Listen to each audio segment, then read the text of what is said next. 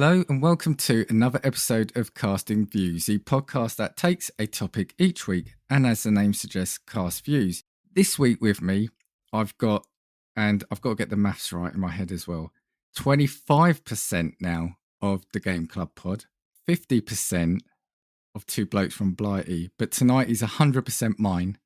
I've got Joey from the aforementioned pods. Hi, Joey. I am always 100% yours, Dan. Whenever you call, I'm on your beck and call. Thank you for coming back on. How are you doing? Yeah, really good, thank you. Really, really good. I mean, it's not been that long since I've been on, but it feels like a very long time since I've seen you. Probably because I recorded episodes for once again well in advance and put them out recently. So maybe that's what that's done. But yeah, no, all the better for seeing you tonight. I was explaining to you beforehand. So yeah, make sure we'll give you the chance to do the plug after, but make sure you are subscribed to the Game Club pod feed, especially for that. And well, you've got another. Oh, there's so many shows. I was going to say we'll probably have to do I'll have to have a pre-show amble now, like you do for this. So what's the game? Do you want me to go really quickly? So yeah, do it. Fortnightly, every second Monday we have a Game Club pod where we review a game, try and keep it similar to a book club. Every single Wednesday we have Two Blokes from Blighty, where me and my little darling lovely brother Tim discuss things that have come up in the week. It's good fun. Every Friday we have the American version of Two Blokes from Blighty, which is Driveway Beers, which is Slade and his friend Will. And monthly, we've got the Anime Corner, where Slade, Pete, and Sky watch an anime series and talk about it. And then, I don't know whether to include it, but ad hoc, we have Tim's own thing called Game Changers, where he interviews someone within the gaming industry. And I thought I had a few sub-series, but you guys are charging to the top there. I don't know if you know, don't know if you've got the date that this is going out, Dan, but we're going to start recording Podmas pretty soon. Wow. I think it depends. I think this might be going out in August. If not, it'll be the start of September. So, well, we'll still be in shorts is the important thing. Yeah. So please do subscribe to the Game Club pod feed for all those. And it's no secret that I bloody love you guys. I mean, I won't go into it, but we were saying before we started recording, we're recording on a Wednesday and Two Blokes from Blight was out, and I was saying what your pod does to my brain and the kind of the childish fits and giggles I was having while listening to that. Well, that's a much better name for our podcast because our surname is Fitzgerald. We could have been Fitz and Giggles, and that could be one. I could be Fitz and Tim could be Giggles. There you go. Maybe I'll change it. Maybe I'll change it in honor of you, Dan, when this goes out. 25% of the income, please. And the exciting thing is, while we're recording this, today was announced, and I think we've got Alex has joined the Game Club pod, and he's starting to become a familiar voice on here now. So he's been on here twice, and there's potentially a three-way between me, you, and him that I'm preparing for this. Yeah, sounds good. Sounds really fun. I won't spoil what that is, but it's when you suggested that idea, I thought that is a really good episode. That's going to be a lot of fun. Should be fun. So keep an eye and an ear out for that. But yeah, so got you on to talk about. Well, the episode was going to be called "Dumb Crime with Joey," but that makes it sound like me and you are going to commit dumb crime. That's not what it is. We're going to talk about dumb crime. And I was actually thinking at times, so I made sure, and I remember messaging you, I think it was last night, didn't I? Because I wanted to make sure I hadn't picked any like horrific crime that just had a silly element. So we're not like glamorizing any criminal or severe crime, but you know, it's those stories you see on like page 24 of a paper, or you know, the front cover of Let's Talk magazine at a petrol station on the motorway. That's what you want. Yeah, and so it's those stories that you'd see in a "and finally" kind of section on the news or on a website. So before we do, we're going to hear from some friends of the show. The super familiar with the Wilsons podcast. You know that family whose house you hung out in when you were a kid? The house was a little loud and chaotic, but always fun, and sometimes felt more home than home. Well, that's us. We're the Wilsons, and we welcome you into our podcast with silly chat, ridiculous games, and interviews with interesting people. Like a spin doctor. the super familiar with the Wilsons podcast. Welcome home. Right, we are back. I also wanted to shout out, sorry, I was thinking about it and then I got distracted about talking about you and how lovely you and your co-hosts are. Game Club Pod, also a member of the PodPack Collective, so shout out to everyone in the PodPack Collective. Hello. Big up the PodPack. Right, so Dumb Crime with Joey. Let's go do some dumb crime, Dan. Yeah, and the funny thing was, so we haven't told each other what we've got, but we did a brief, just sort of mysterious check to make sure we haven't duplicated any. And amazingly, we haven't, which I don't know if that worries me more or not. Well, there's a lot of dumb people, and a lot of people do a lot of crime. So, don't know if I'm amazed. I'm relieved because I think there's some really good ones in here. Yeah. So, the guest co-host, you go first. Okay, so I think mine go from not dumbest to not least dumb to dumbest, but there's definitely more of an increase in fun as they go through. So my first one is a story from 2007. A man called Mark Smith, and Dan, as we both know, breaking into people's homes is incredibly tiring work. Mark Smith was doing this one day in 2007. He may have had some substances, like copious amounts of Valium and vodka, before he did this. And he broke into a homeowner's house and thought, after kicking that door down, I sure could do with a nap.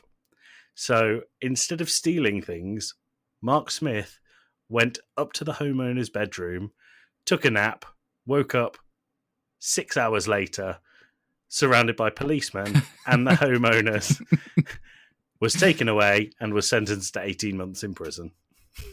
Oh, I wonder what his first thought was when you woke up. I think it was probably something along the lines of, oh my God, my head is sore. The worst thing is, and it doesn't happen to me very often, this is about the drinking, not the Valium or breaking into houses. When you wake up after a bit of a heavy night and you're just so thirsty. Yeah. But if you're surrounded by police and they're like, come on now, Mark, it's time to go, you wouldn't be able to get that glass of water. So imagine how dry Mark's mouth would be for hours before he could quench that. You're not worried about potentially going to prison. You're just like, where's that glass of water coming from? You got to think about it in little baby steps. Although when I have had a heavy night, like I said, doesn't happen that often, I really like to lie on the tiled floor of our bathroom. Just like everything cold against me, and I could just starfish on it with my glass of water. And I guess the floor of a prison might satisfy Mark Smith for that. But yeah. Do you know, on a side note, I haven't been very drunk for a long time. And actually the last time I actually shouted at a smoke detector. because I was on my bed and you know when they say the room was spinning, this actually was Wow. It was spinning, and I was on my own in a hotel room. Luckily, I just shouted, "Why won't you stop moving?" I can tell you, the last time, maybe not the last time I was drunk, but a few years ago, the day that Villa got promoted back to the Premier League, I went into Birmingham City Centre to watch the game, and I don't remember anything between the first goal going in and walking back to a taxi, shouting Premier League at random people in the street. We got the taxi back with my friend, and my wife saw over his shoulder and saw what he was texting. He was texting a girl that he really liked, trying to tell her that he fancies her. But actually what he typed was meep, beep, keep. Brilliant. But on your story, though, do you think they waited for him to wake up? Do you think they at least allowed him the nap? I don't know. The story was quite vague. I would hope... I mean, if I found someone in my bed, I don't think I'd wait for them and go, he looks like he needs a rest. I think I'd be annoyed about the fact that he kicked my door in. So... I hope more that he's in my bed. That was the thing. Really? Yeah. Yeah. You could get in with him. Get a king size, you'd be all right. Snuggle up with Mark Smith. Moving on. Well, moving on, I've got a very similar one, actually. So Okay. it must be, as you said, must be tiring work. Again, I can't remember where I got this from, but the title of this one was called Goldilocks Spared Porridge, and you'll see why they said that. So this is a couple from Lancashire returned from their holiday to discover a burglar fast asleep in their bed. Martin Holtby and Pat Dyson were amazed to find the intruder had done the washing up, bought some food, and even washed his own underwear. Now, I'm not going to say the name properly, but Lukasz Chernovsky, 28, was given a 2-year conditional discharge in order to pay £200 costs at Burnley Crown Court after admitting burglary. Ms. Dyson said it was a bit like Goldilocks and the Three Bears, although he was more like Baby Bear, she added. That's good. Yeah, the retired couple first realised something was amiss when they opened their front door to find a post and newspapers had been moved from the doormat. Ms. Dyson said the house wasn't too tidy, which I think, what a thing to admit to, like, the press, that, yeah, my house is a mess. When they went away and discovered that Lucas, who is originally from Poland but now lives in Leeds, had tidied up. She said he had made himself some meals, washed his socks and underwear, and had done a grocery shop. And I love this. This is the thing about these like local papers. Ms. Dyson added, he did burn an old saucepan, but that happens. Mr. Holtby said they were not threatened by their uninvited guests. He said, I wasn't frightened, more surprised, and I knew I had to take control of the situation. He said he rang the police and Lucas was still asleep when officers came to arrest him. Their window cleaner later told the couple he had seen Lucas in the house and presumed he was their grandson. Ms. Dyson says she felt fairly sympathetic, although he did break in, but it was neatly done. Oh, that's great. So, If you're going to get burgled, then Lucas is the kind of guy that you want to burgle you, right? yeah, my thing about this story, though, is how embarrassing. I mean, you know, the owners have got their 5 minutes or 15 minutes of fame in that sense, but they've admitted their house wasn't too tidy. Mm-hmm. And they've also admitted that he's got put food in the house. I mean, they were going away, but also tidied up. So they're basically admitting that their house is a mess. When you said it, like, I can kind of, like, houses get messy. Sometimes you can't be bothered. I understand that. The thing that blew my mind is when you said they went away. Did you say they went away for 2 weeks? But they went away and they left washing up. Yeah. That's gross. Yeah, and do you think they're the criminals in this story. Do you think they claimed for their saucepan as well? No, it's an old saucepan. These things happen. Exactly.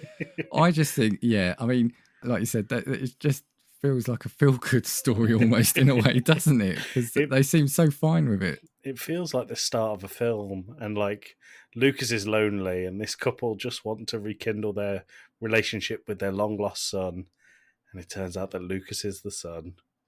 When we were growing up, we had our shed broken into, and the people who broke into the shed didn't take anything, but they left a pair of hedge clippers and some other tools. So my dad never reported it because he got a bunch of free tools out of it. So random, yeah. That's a reverse robbery. Yeah. A reverse robbery, yeah. Very good. And before we move on, Charles, I wasn't going to say it, but during that last story, the feed of this recording broke, so I've had to stitch this together. Well, how well remains to be seen. Those of you listening will be the judge of that. Who's your next one? Okay, so I have the story of a man named James Blankenship. Now, James Blankenship, apart from having a fantastic name, didn't have a fantastic relationship with his mother, because he was found breaking into his mum's house in broad daylight, and when someone saw him and questioned what he was doing, James Blankenship went and hid in the crawl space. The person went and called the police, and James was extremely surprised when he was arrested because he didn't think it was against the law to burgle someone during the day. So he thought because it was in broad daylight, it was absolutely fine. I've got so many questions. The problem with these is when you have questions, I don't mean to big myself up here, but I do mean to big you up. We are not as stupid as the people in these stories. So it's really hard to get into the mindset of a man who thinks, yeah, it's fine because the sun's out. I would love to know why that thought was in their head. This is a grown man as well, so he may have been doing illegal things during the daytime for a very long time. I mean, imagine if that was true. Yeah. Yeah, So I agree. He didn't think you can commit a crime, or if it was burglary, if it was during the day. Yeah. I don't know what else to tell you. He hid in the crawl space and was surprised when officers took him away and the quote is, I didn't think it was burglary if it was during the day. Or is that the best he could think of at the time for a defence? He could do better than that, surely. Surely you can do better than that. Maybe in some of our upcoming stories, we might have a defence for him. Maybe. Dan, who's your next one? This is a really quick one. And again, it's just the guy, his intention was to do over a store, but it's just the absolute silliness of what he did. So, armed robber Andrew Hennels was caught after he boasted on Facebook about his plans to raid a supermarket in a post which included a selfie, a picture of a knife, and the words, doing Tesco over. Police caught him 15 minutes later with the knife and £410 in cash stolen from a Tesco in Kingsley, Norfolk, and he was jailed for 4 years. Now, you know, I'm glad I looked at the story. No one was hurt. But it's just the bravado. or what did he think he was going to do by posting it? I mean, it's just this is the social media world we live in now, where someone's even. It's just the fact that he had a forgot and the words, I forgot to say, they're all punctuated with a full stop. So doing, full stop, Tesco, full stop, over. So, I mean, there's a crime there. And there is certainly a crime there. The best thing about that story is doing Tesco over. That's definitely the funniest thing in there. But when you said doing Tesco over, I was thinking, I wonder what part of the country this man's from. And now that you've told us it's Norfolk, put it in a Norfolk accent, and it's like doing Tesco over. Yeah, I'm not the accent person, so I'll leave that to you. Yeah, it's good though. I'm a big fan. £410. It doesn't seem worth it, does it?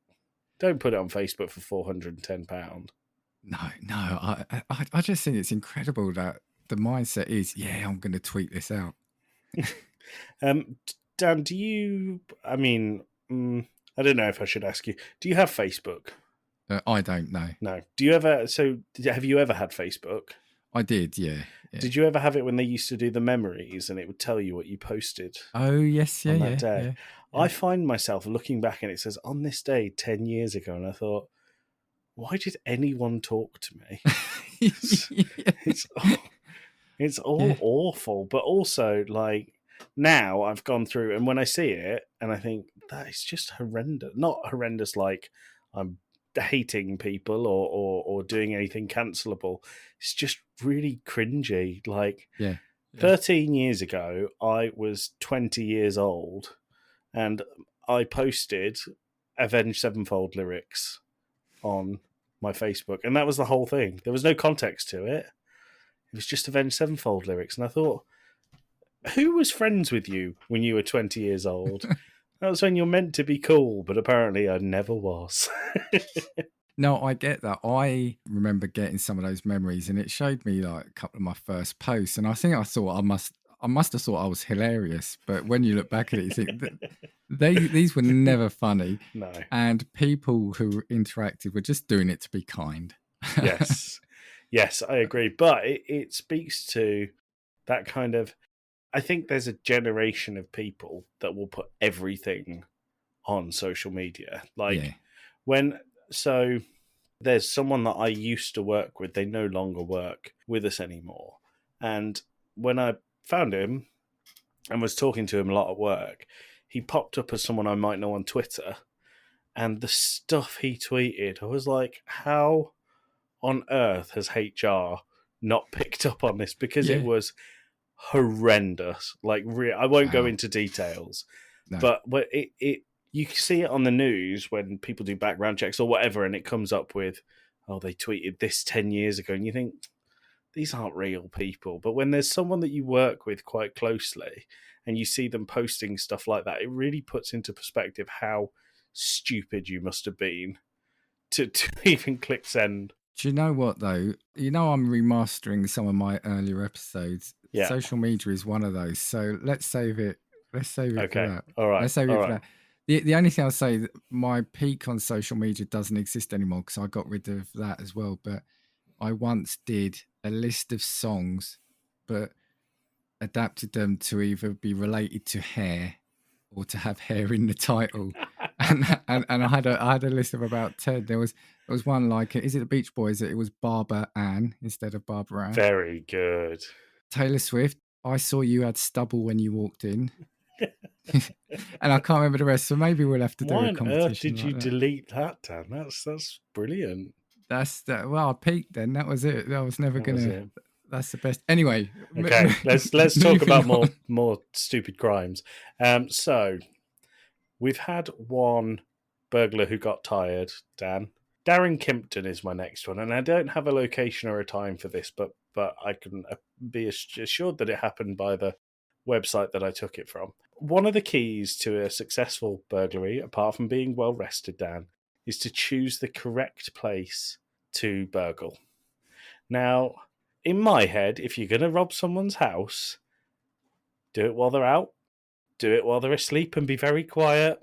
Darren Kimpton thought it was a good idea to try and rob someone who had been robbed earlier that day when the police were over taking statements from them. So it's not funny, but it is, isn't it? Darren broke into the house and started putting things into a bag. And when the police downstairs heard crashing, they went upstairs and caught Darren red-handed whilst stealing from this poor family who had been burgled. I mean, how twice unlucky in a day. is that family? How unlucky. That's awful in that You've sense, got to isn't say, it? I mean, it's quite unlucky for Darren as well.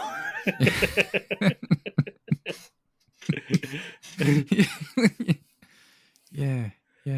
But yeah, so I mean, the other problem is Darren was put in handcuffs, and when trying to escape from the police, he slipped out of the handcuffs, but he cut his hand quite badly, and as he ran away, he left a literal trail of blood to round the corner where he was hiding, so the police immediately caught him again. So Darren has had a bad day. You see, again, the questions are, why did he target that house, and what is it about that house? What? Well, police don't come and make statements in plain cars. They must have been parked I was literally outside. just going to say that as well. Did he not see? Was the police car not a giveaway? Apparently, not enough for Darren. He likes to push himself and stretch himself and challenge himself within his role. He thought, how can I make this harder? He's real adrenaline junkie, wasn't he? Yeah. After that adrenaline rush. Well, he's got some time to think it over now because he was sentenced to 4 years in prison. And was that in the UK? Was that? I don't know. I don't have a location for that, unfortunately. Okay. Again, what must have gone through his head when he realised there were police in the house? I don't know. I feel like it would be like a slapstick comedy. Yeah. And I don't imagine it was good. The first burglar couldn't have been that good if he left stuff for Darren to take. Yeah, that's true. Actually, I hadn't thought about that. So there's not only have they been hit twice in a day, they were both rubbish burglars. My next one, I'm going to caveat by saying, again, I went ahead and nothing happened to this animal, and it's about a penguin. And I just also want to say penguins are my favourite animal. Can I say, I think I know where this is going. I think I might have heard this story. Yeah, I've got a feeling this actually hit the news. I didn't see when this was, but I think it was fairly recent. But this is theft of Dirk the penguin. Yeah, I have heard this story. Now, like I said, penguins are my favourite animal. So I did read ahead first because I thought there's no way if poor Dirk got hurt, there was no way this was going to feature. But we're going over to Australia for this, but it's 2 Welsh tourists involved. So 2 Welsh tourists who stole a penguin named Dirk from a theme park following a night out have each been fined $1,000 Australian dollars. So that's roughly £637. Rhys Owen Jones and Kerry Mules, 20, admitted the theft when they appeared before Brisbane magistrates. The friends from South Wales broke into SeaWorld on Queensland's Gold Coast, swam with dolphins, and let off a fire extinguisher in a shark enclosure. Oh my God. The pair were told the prank could have seen them ended up in the morgue. They pleaded guilty to trespassing, stealing and keeping a protected animal. Jones reported to be a former Royal Marine and Mules reported to be a bricklayer were in Australia on a working holiday visa when the incident took place. They got into the animal park allegedly with an 18-year-old Australian man after attending a beach party. The two Welshmen admitted snatching a 7-year-old fairy penguin called Dirk from an aquarium before waking up with the flightless bird in their apartment the following day. Their legal representative told the magistrate's court they meant no harm to the animal. They tried to care for it by feeding it and putting it in the shower when they woke up with hangovers. They later released Dirk into a canal, but were spotted by locals who called the police. Dirk was later rescued, returned to SeaWorld unharmed before being reunited with his partner Peaches. They were told their actions were immature and stupid, but there was no malice involved. He also heard how they had written a letter of apology to SeaWorld and to the Australian public. Can I say, first and foremost, if Dirk the penguin was stolen from a SeaWorld, they were probably doing him a favour. However, Dan, I was thinking when you were telling this story, I don't remember my story being in Australia. And if you search steals a penguin on Google, the second result, there's a book, a children's book called Nabil Steals a Penguin, which seems quite problematic to me. But the second result is Boy Steals Penguin from Zoo. And it's about a 10-year-old boy stealing a penguin from a French zoo, smuggling it back to Britain in his backpack before returning it. And then the third result is about a man stealing penguins from a zoo in 2020 in it seems a common thing in Cumbria. So I think it is a fairly common thing. And you did tell us how much you love penguins. So. I do like penguins. So it must be fairly easy to do, Dan. So if you want a pet penguin, let us know. Two things about this. Firstly is Dirk's partner called Peaches. I think that's just the sweetest. That's good. But also, when they woke up, it's like a really low budget hangover film, isn't it? It's like, instead of what was it? Was it a tiger or a lion? Tiger in the bathroom. Yeah, they woke up with a penguin. So it's kind of not as hardcore as that. And if you're going to go that lower budget line, can you imagine they had Mike Tyson in The Hangover? It would be a penguin in the bathroom and Tyson Fury for the British version. Oh dear. Well, I'm glad Dirk was okay. I mean, they tried to look after him. The canal decision was questionable. Yeah, just take it back to the zoo or leave it outside the front of the zoo or something. Yeah. I don't know. Yeah. It would be a hell of one to explain if you got caught. Yeah. Okay, Dan, do you want to hear about the dumbest person on my list? I would absolutely love to hear that. Okay, so in 2010, in Fairfield, Connecticut, Albert Bailey and an unnamed juvenile accomplice decided to rob a bank. Now, as we know, Dan, when you rob a bank, the thing that goes against you is you have a very short window of time. If the alarms get buzzed, the police are straight to you because of the volume of money that the bank is holding. So Albert sat there and thought, how can I improve this process? How can I speed up the efficiency of robbing a bank? And of course, if you want to speed up the efficiency of something, you could give them warning in advance. So Albert, earlier that day, called the bank to let them know that they were coming to rob it and that they should get the money ready and that they could pick it up and leave quickly. The bank decided to call the authorities immediately and notify them of the robber's arrival time. So Albert had told them what time he was coming to rob the bank, and the two were arrested by the police without incident. So that's astonishing. It was certainly a choice. Let's it say makes sense in a way. I can see the logic in their head. There definitely is some logic, but yeah, it's not like it's click and collect robbery from the bank. It's I'd like to know that conversation, because would you, if you got that, say you're working in a high street bank and I call up and I go, hiya, is that High Street Bank? And you say, yeah, that's us. And I say, just so you know, At 11:30 this morning, I'm going to come in and rob you. So could you please make sure all the bills are nice and even and easy to pick up for me? Yeah. What would your reaction be? Well, my reaction at the moment is how alike our brains are, because I was thinking the same thing. Yeah, you'd laugh it off, right? Yeah, you would. You wouldn't treat it seriously, right? The problem is if you did that and you laughed it off and then you got robbed, Yeah. your boss would be like, Dan, can we have a word in my office, please? Yeah. We have a recording of you, because all of our phone calls are recorded quite famously, laughing at someone who threatened to rob us and then they robbed us. Yeah. And would that person then, have they technically committed a crime? Because they were told they were going to, well, they have committed a crime, but if you've warned someone and they haven't done anything about it, are you culpable then? I'm pretty sure that there's other... I mean, it might be so stupid that it constitutes wasting police time. Yeah.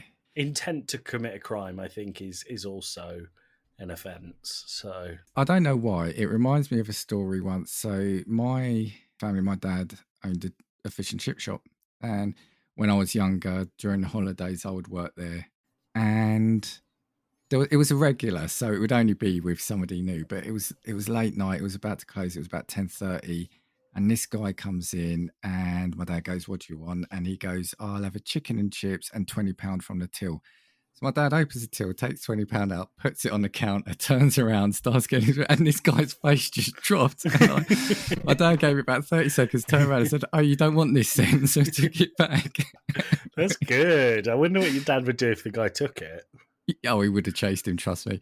What if the man had tried to pay with it? That's a funny thing, but it just reminded me about that. Yes, that's funny. Talking about a crime almost in advance, but I think that's astonishing. Again, I want to say I understand his logic, but at what point though does he not realise that he's informing them of a crime? I don't know. Yeah, I don't know. Yeah, I don't know. Who's next on your list, Dan? This one I put it in just from the sheer arrogance of this guy. Oh, sorry, not arrogance, vanity of this guy. So a man suspected of arson and vandalism sent a selfie to police because he found the photo in his arrest warrant to be unflattering. Donald Chip Pugh texted police a photo of himself and wrote, "Here is a better photo. That one is terrible." Police in Lima, Ohio, posted the photos to their Facebook page and asked for help in locating Mr. Pugh. This photo was sent to us by Mr. Pugh himself. We thank him for being helpful, but now we could appreciate it if he would come speak to us at the police department about his charges. That's very funny. I think they must have caught him because I've missed a bit here. But he says, Mr. Pugh told a radio station, I think, "Man, they just did me wrong." About why he sent a selfie. They put a picture out that made me look like I was a Thundercat or James Brown on a run. I can't do that. Yeah. So, there's a man who's assured of his good side, isn't there? Yeah, so it's not like he was trying to get caught, but he's like, look, if you're going to put a picture out of me, make sure it's a good one. Yeah. I like it. I think I'm on his side. Yeah. I think he's the most sensible of all of them, because by the time they're putting your picture out there, you haven't got long left to go, have you? So you might as well look good while doing it. And it's like, when you see these mugshots of these celebs that have been arrested for like DUIs and stuff, and they just look like zombies, don't they? And it's like, this guy just wants to make sure when the stories are out there about him, he's looking his dapper best. Yeah. Yeah. I mean, you say that. Have you ever seen the Justin Bieber mugshot? Yes, yeah. He looks very handsome in that. Yeah. Good looking bloke. Yeah, I'd like to think. Yeah, did I give you the chance to comb your hair or something beforehand? I don't know. Maybe. Well, he's a human created. Well, no, he's not a human. He's a robot created to sell records. So I don't know if he needs to comb his hair. It's AI programmed to always look like that. So. Yeah. I'm joking before anyone thinks I'm absolutely insane. That's a good one. I like that. I'm a big fan. And if ever I commit a crime, that is how I will turn myself in. There you go. The problem is I don't have any photos of me that I do like.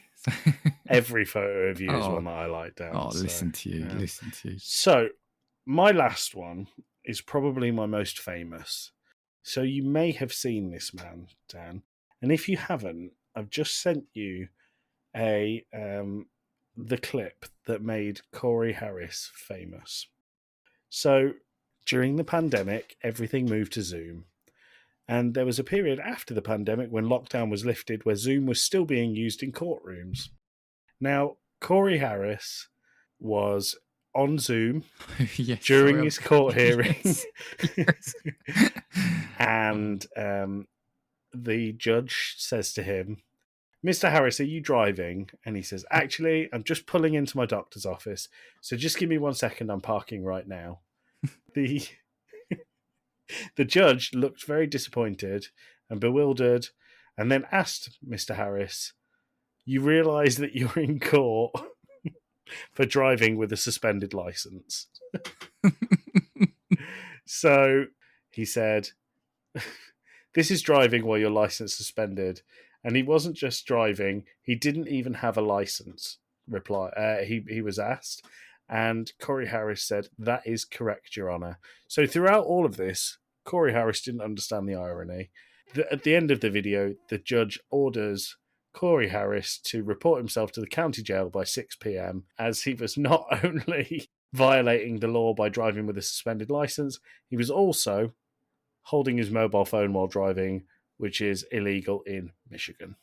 Wow. And if you want to find that video, just search Corey Harris driving in Google. It is well worth your time. I think when this episode goes out, I think I'll link it. Okay. All right. I'll remind you.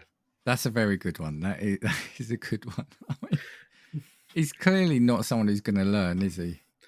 No, and I think that there's a whole new breed of I was going to say criminals, but not just criminals, who struggle so much to adapt with technology during the pandemic. And I think courtrooms saw the best of it. Do you remember the lawyer who had the face filter on? And he was the cat, and the quote is, "I'm not a cat, Your Honour, that's just a filter." Oh, dude, yes. Yeah. There's an episode here, isn't there? There could be, yeah. There could be. An episode. Okay, I've got a few more. Do you mind me throwing them at you? No, please. Right, I might skip a couple. I think I'll skip this one. So there was bank robber was identified because he gave a cashier's address 30 minutes before raiding the bank. So Dean Smith of, I'm not going to pronounce that, but a town in Wales. Can you give it a go for me? No. Right. Went to Barclays to change his address and saw the money in the tills, Merthyr Crown Court heard. He returned half an hour later to raid the bank, dressed in a terrible disguise of sunglasses and wearing socks over his shoes. Smith admitted attempted robbery. The cashier refused to give him the money and Smith ran away empty-handed. The cashier said she could see he was holding a bread knife across his body as he demanded all the cash to be handed over. He was not shouting. He was rushed but not angry or agitated. Yeah, and basically because she'd recognised him from 30 minutes earlier, she knew exactly who he was and where he lived. So, wow. Do you want me to try pronounce the name? Have you got it? Yeah, go for it. Yeah, Rhonda Kiontaf. There you go. I would not have said that. Rhonda Kiontaf. I don't know if it's correct, but that was someone will let go. us know. Yeah, if you're Welsh, I apologise. Next one, we are jetting over to South Africa. A man was arrested after the auto-lock system of the car he broke into self-activated and trapped him inside. The man used a jamming device to get into the vehicle, which was parked near the North Gauteng High Court in the capital city, Pretoria. A witness said, "I just saw him getting into the car after the woman walked away from it. It seems the doors locked him inside and he couldn't get out. The man started to panic and asked passers-by for help, saying he was one of the city's car guards. The police were called in, but the man was stuck inside for more than an hour and a half before the owner returned and unlocked the vehicle." I mean, "I'm a car guard" is a much better excuse than "I didn't think burglary was illegal during the day." I like it. Yeah, that's... I mean, to me, I like that because he was caught by his own foolishness. You know, he'd gone to steal a car, the car's trapped him. I think there's a film inspired by that. Is there? I think so. I've definitely seen trailers for a film about a man who robs cars and then the car locks him in.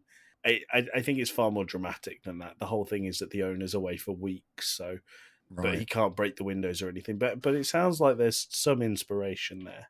Okay, I'm going to move on to two similar stories. They're about people being arrested for cannabis after they basically told the police about the cannabis in their house. So, Good. so this first one is a man who called police to report his cannabis plants were stolen was charged when officers found more illegal plants in his house.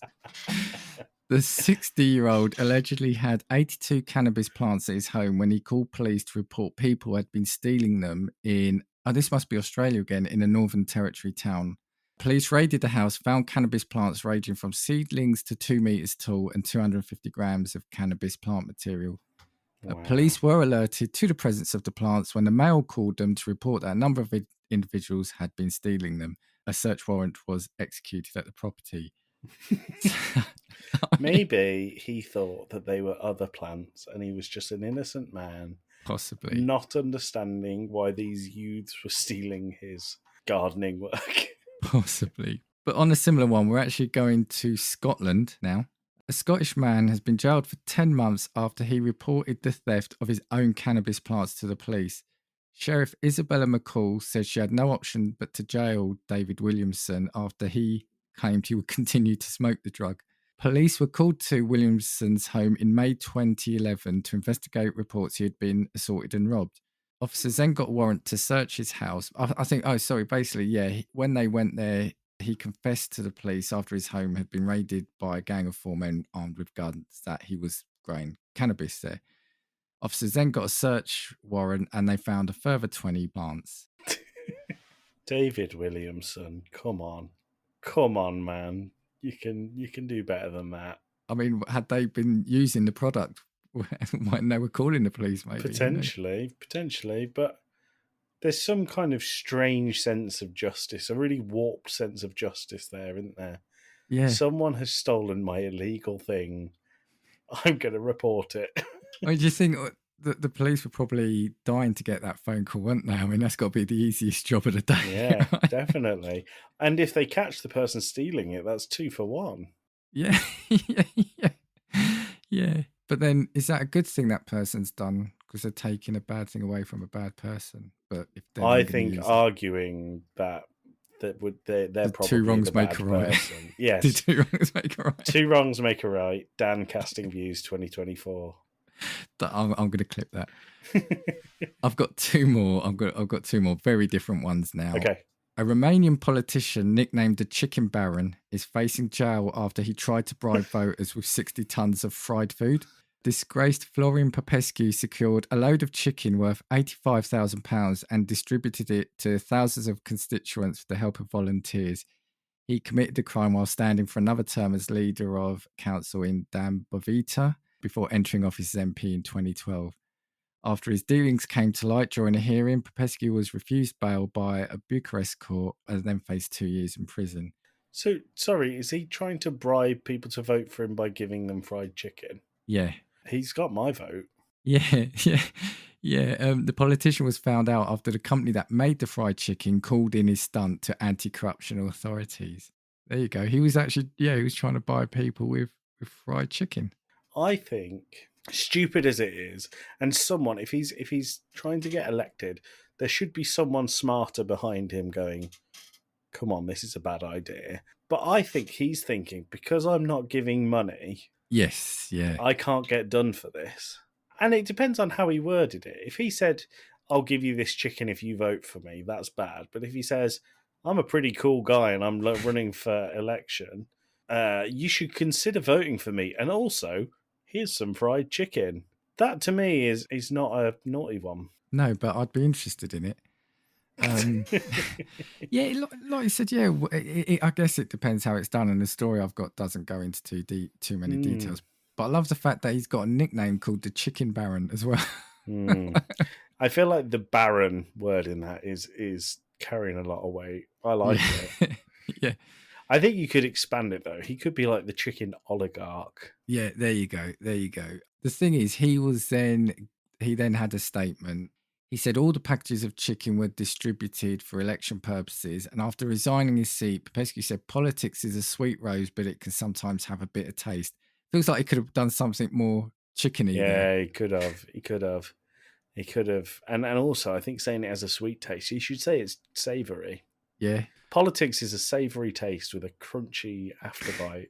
of herbs and spices.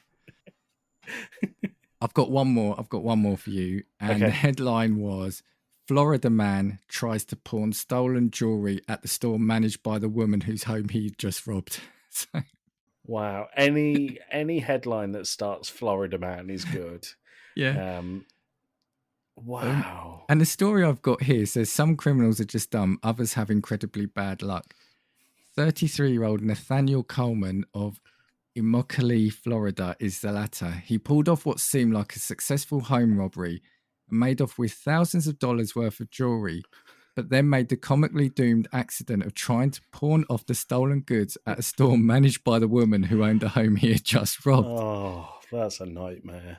He walked into a pawn shop called Marilyn's Boutique. He started showing the store manager the goods he was looking to sell, but the woman realised that they were suspiciously identical to items from her own jewellery collection. You got to remember, at the time, she wasn't aware that her home had been robbed. So she excused herself to the back, called her husband, and she remained calm and kept Coleman in the store while her husband checked and saw that they were broken in and called the police. The husband and police arrived at the store at the same time. Coleman was arrested and police returned to the couple's home with the husband. The house had been ransacked and the back door was forced open, confirming indeed he had tried to put they were the same items. I mean, that's an incredible one, isn't it? That really is incredible, but also well done her for keeping her head like that. That's it's quick thinking, but the odds on that are horrific for Coleman. Yeah, because he didn't, it's not like he accidentally knew that's what I'm trying to say is it's not like he went then not knowing that. Let me try to get words out in a correct sentence.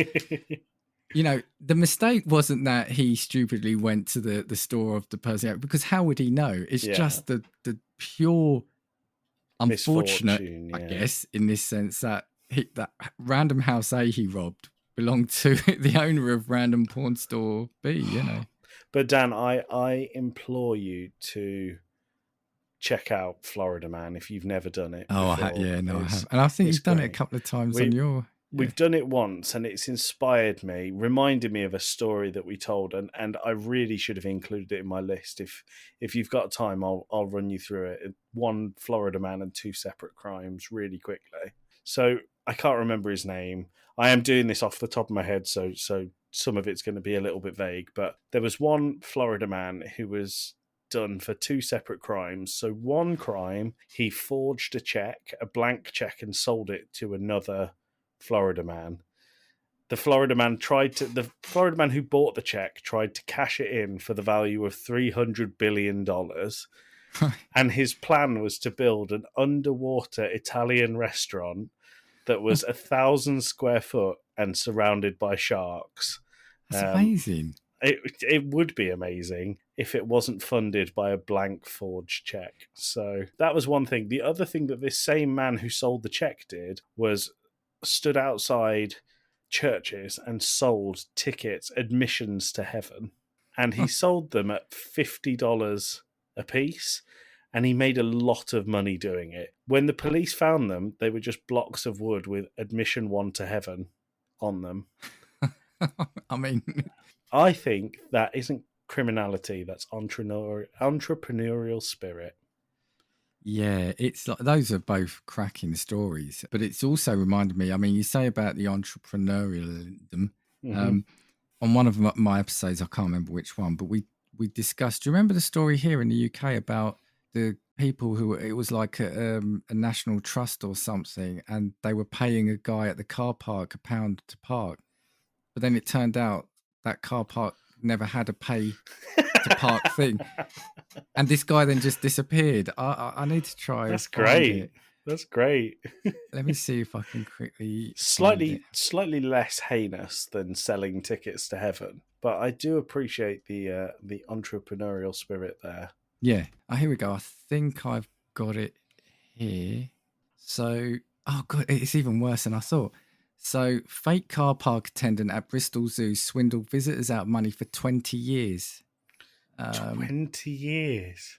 Yeah. A fraudster reportedly got away with a scam for 2 decades before taking his fortune and vanishing abroad.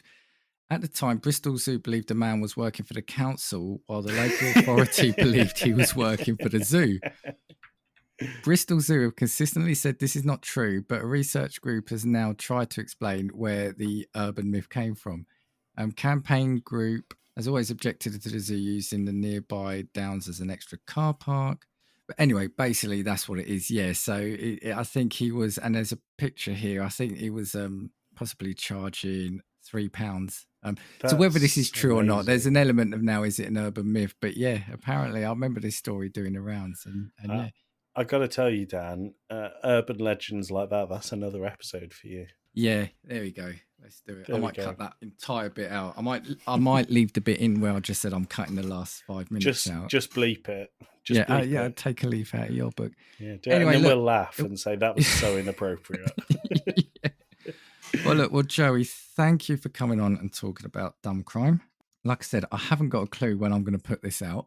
Do you want to just plug yourself again? Oh, that sounds dodgy. Do you want to plug your podcast again? I'll save the plugging for after the podcast, if that's okay, Dan. But I've already spoken enough at the start about my podcast. I'm going to tell you to listen to some podcasts I really like. So Just Football is one that you should listen to. Talking Smack is one that you should listen to. Chat Tsunami, Seismic Cinema are both fantastic. If you use Twitch and watch streamers, Robotic Battle Toaster is a wicked streamer and a member of the PodPack Collective. All of them are ones that I really like and get on with. You've also got Nerdstalgic, Castorol, all really good podcasts. So I'm going to use my plug time to plug the PodPack Collective, if that's okay with you, Dan. Absolutely. And just to call out Two Girls, One Reusable Cup. Sorry. And of course, the Game Club Pod. And I'm going to do it. Bottom of that list. I'm going to, well, because you're here, you're ever present here. So I'm going to say, make sure you are listening to the Game Club Pod feed, like I said earlier. Anything you want to say before you go? Do you want me to finish how we normally finish? Go for it. Take that, you. I'm bleeping that. I'll see you next week. 1, 2, 3, 4. If I want your opinion, I will give it to you. Come on, take what we got, 'cause we